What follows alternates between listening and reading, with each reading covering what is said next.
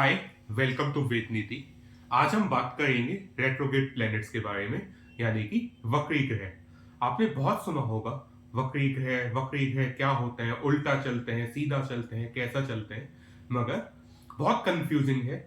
आप कितने भी वीडियोस देखें, सब लोग अलग अलग बोलते हैं। मैं कोशिश करूंगा इसको बहुत इजी और सरल लैंग्वेज में आपके सामने रखने के लिए, ठीक है, जिससे कि आप लोग अपनी कुंडली देख के भी समझ पाए कि अगर कोई प्लेनेट रेट्रो है, वक्री है, तो वो कैसा रिजल्ट देगा और उससे आप क्या एक्सपेक्ट कर सकते हैं और उसके रिजल्ट को इंप्रूव करने के लिए आप क्या कर सकते हैं।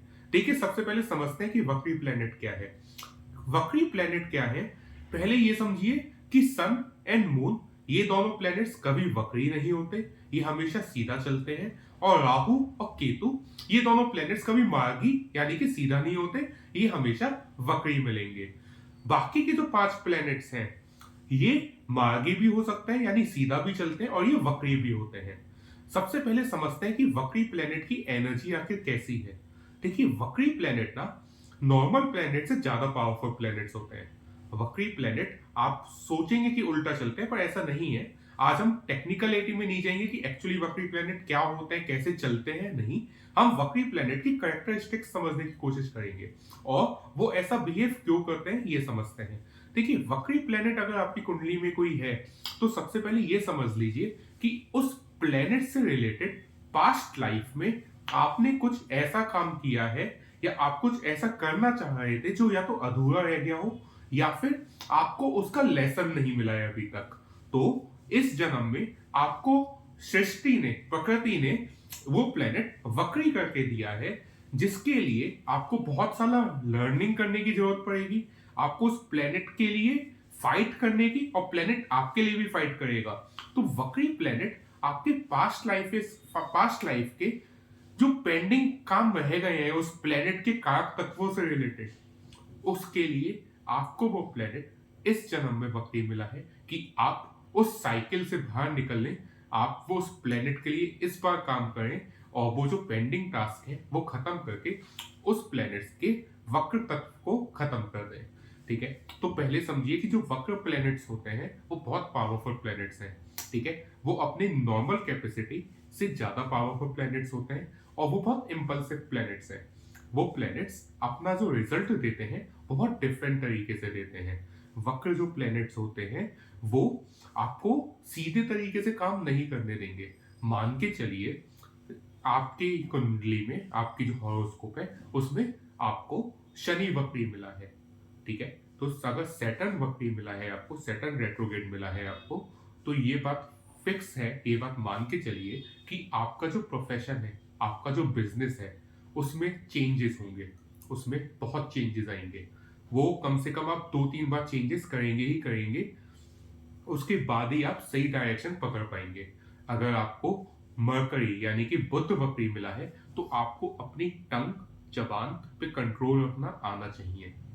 आप अगर आपको बुध वक्री मिला है यानी कि मरकरी वक्री है, तो उससे रिलेटेड जो कारक तत्व है, यानी कि आपके रिलेटिव्स, आपकी वॉइस, आपकी सार्काज्म, आपका दिमाग, अब ये सब वक्र है, ठीक है। वो अलग पावरफुल कैपेसिटी है, उनकी उनकी कैपेसिटी बहुत है। आप हो सकता है स्पीच इम्पेयरमेंट हो, आपको कोई हो सकता है आपको बोलने में कोई दिक्कत हो, या फिर आप इतना जल्दी जल्दी बोलते हो कि लोगों को समझ ना आए। आप सार्कास्टिक हो सकते हैं, आप, मगर आप अपने सार्काज्म में ये नहीं देख पाएंगे कि सामने वाला हर्ट हो रहा है या नहीं हो रहा। अगर आप, हो सकता है सामने वाले को अपने वॉइस से बहुत हर्ट करते हैं, ठीक है। तो इस चीज का ध्यान रखना है। अगर जुपिटर वक्री है, तो हो सकता है आपको अपने विजडम, अपने ज्ञान पे घमंड हो। आपको लगे कि मैं ही सब कुछ हूं, मेरे आगे सामने वाला कुछ नहीं है, तो आप उनकी सुनना बंद कर देंगे। और जब इंसान सुनना बंद कर देता है सामने वाले की, तो वो अपना पतन कर लेता है, क्योंकि आप ब्लाइंडेड हैं। आप ब्लाइंडेड हैं अपने इस बिलीफ से कि आपको सब आता है या आप बहुत ज्ञानी हैं, ठीक है। तो जुपिटर वक्री होना इस चीज को कई बार डिनोट करता है कि आप बहुत ज्यादा अपने अहंकार में है कि मुझे, मेरा ज्ञान सब कुछ है, ठीक है। अगर आपको वीनस वीनस बचा वीनस वक्री मिला है, यानी कि आपको शुक्र वक्री मिला है, तो अब आपको रिलेशनशिप ट्रबल्स आ सकती हैं, ठीक है। आप अपने रिलेशनशिप में अपने पार्टनर से अलग तरीके की एक्सपेक्टेशंस रख सकते हैं, आप उनसे बहुत ज़्यादा एक्सपेक्ट कर सकते हैं। आपको बिजनेस यानी कि अपना जो पैसा अर्न करने का जो आपका तरीका है, उसमें दिक्कतें आ सकती हैं। अच्छा, एक बात और है, अगर आप यही सब बैलेंस करना सीख लें, अगर आप इन्हीं प्लैनेट्स को जो वक्र हैं, उनके कारक तत्वों को बैलेंस करना सीख लेंगे, तो वक्री प्लैनेट आपको कभी नुकसान नहीं देंगे। एक बात और, वक्री प्लैनेट्स नुकसान देते हैं, ये मिथ भी गलत है। ठीक है, वक्री प्लैनेट्स सिर्फ नुकसान नहीं देते, वक्री प्लैनेट्स कई बार, मोस्ट ऑफ द टाइम, अच्छे रिजल्ट्स देने के लिए भी बाध्य होते हैं, मगर उसका सिद्धांत यही है कि आप उनके लिए वर्क करें, तभी वो आपके लिए ट्रिपल वर्क कर पाएंगे। आपको उनके कारक तत्वों को समझना है, उनको उसी तरीके से यूज करना है। अगर आप पिछले लाइफ वाली गलतियां इस बार भी करते रहे, अगर आप उन वक्र प्लैनेट्स को इस बार भी वैसे ही ट्रीट करते रहेंगे, तो आपको उनसे हमेशा नुकसान होगा। तो अगर वीनस वक्री है आपके इसमें कुंडली में, तो हो सकता है आपको सडन वेल्थ मिल जाए या सडन वेल्थ आपकी चली जाए। तो उस चीज में केयरफुल रहना है, आपको डिसीजन मेकिंग अच्छी करनी है अपने पार्टनर से, बिजनेस पार्टनर हो, लाइफ पार्टनर हो, वहां पे अंडरस्टैंडिंग बना के रखनी है। आप अपने ही इम्पल्सिव डिसीजंस नहीं ले सकते, आप इंडिपेंडेंट डिसीजंस नहीं ले सकते, आपको अपने पार्टनर्स की सुननी पड़ेगी, सुननी चाहिए अगर आपको वीनस वक्री मिला है तो। अगर मार्स वक्री है, मंगल, मंगल का कारक तत्व क्या है? मंगल आपकी लॉन्जेविटी को भी दिखाता है, क्योंकि 8th हाउस को और फर्स्ट हाउस दोनों रूल करता है। मंगल आपके भाइयों को दिखाता है, ठीक है, भाइयों को, बहनों को नहीं, भाइयों को, तो सिबलिंग्स से भाई, मंगल आपके भाइयों को दिखाता है। मंगल आपकी लैंड और प्रॉपर्टी को दिखाता है। तो इसको लेके आपको इंपल्सिव डिसीजंस नहीं लेने, अपनी लैंड प्रॉपर्टी को लेके इंपल्सिव डिसीजंस नहीं लेने कि आपने सोचा ये सौदा बहुत अच्छा है और आपने पैसे डाल दिए, वो हो सकता है नुकसान दे जाए। आपको अपने भाइयों की तरफ एकदम या तो बहुत लगाव होगा या आप बहुत डिटैच फील करेंगे अपने भाइयों से, ये भी मंगल के वक्र होने का नतीजा है। आप हो सकता है अपनी हेल्थ को लेके either you are very conscious या फिर आप बिल्कुल भी इस पर ध्यान नहीं दे रहे।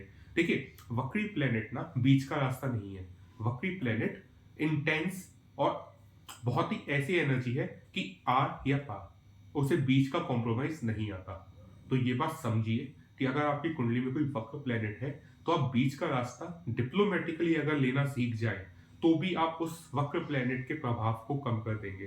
ठीक है, तो सबसे बड़ी लर्निंग भी यही है कि you have to be diplomatic. आप सिर्फ हर जगह आ या पार नहीं कर सकते, आप हर जगह फाइट नहीं कर सकते कि या तो मेरी सुनो या मेरी मत सुनो, ऐसा नहीं है। बीच के रास्ते भी होते हैं कि आप सेंटर टेबल पे बैठ के सर्कल राउंड टेबल कॉन्फ्रेंस कर लो कि भाई सबकी सुनते हैं और फिर डिसीजंस लेते हैं। तो वक्र प्लेनेट के लिए आपको बहुत नेसेसरी है कि आप सबकी सुने और डिसीजंस भी उसी अकॉर्डिंग लें।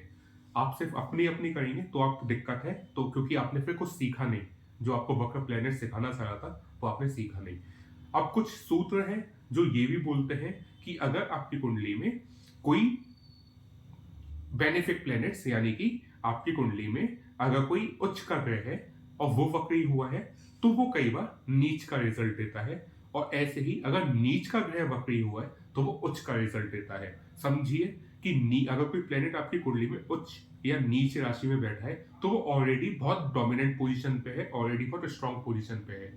वहां से अगर हम उसको एक्स्ट्रा एनर्जी दे देते हैं वक्र की, तो अगर नेगेटिव है, अगर वो नीच का ग्रह है और वक्र भी हो गया, तो एक मैथमेटिकल फॉर्मूला है, negative negative makes a positive.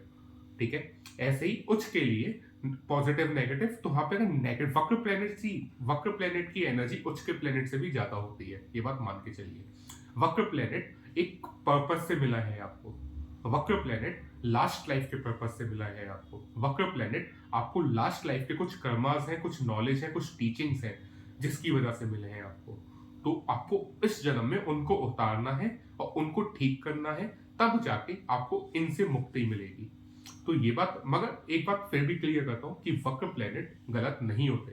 वक्र प्लेनेट, आपको कोई भी प्लेनेट किसी भी पोजीशन में मिला हो, वो उसका कोई पर्पस है, उससे डरिए मत, उसके कारक तत्वों को समझिए, उनको यूटिलाइज करिए, उनको प्रैक्टिकली अप्रोच करिए, फिर आपको उनसे डरने की जरूरत नहीं है। 9 प्लैनेट्स हैं, कहीं ना कहीं तो प्लेस होंगे, चाहे 8th हाउस हो, 12th हाउस हो, तो कहीं ना कहीं तो प्लेसमेंट है ही। वो वक्र भी हो सकते हैं, कंबस्ट भी हो सकते हैं, वो कैसे भी हो सकते हैं। आपको अगर मिले हैं, आपको उनको जीना है, आपको उनसे डरना नहीं है। प्लैनेट्स हैं, आपको डरना नहीं है, वो आपका भाग्य तय कर रहे हैं, आपको वे ऑफ लाइफ दिखा रहे हैं कि आप ऐसे ऐसे चलोगे तो मैं ऐसा रिजल्ट दूंगा।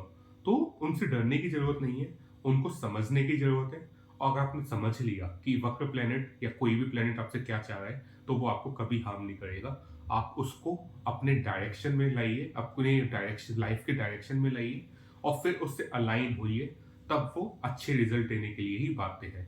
Thank you. आज के वीडियो को यहीं समाप्त करेंगे। कोई भी क्वेश्चन हो कमेंट्स में डाल सकते हैं। प्लीज शेयर करिए, सब्सक्राइब करिए। Thank you.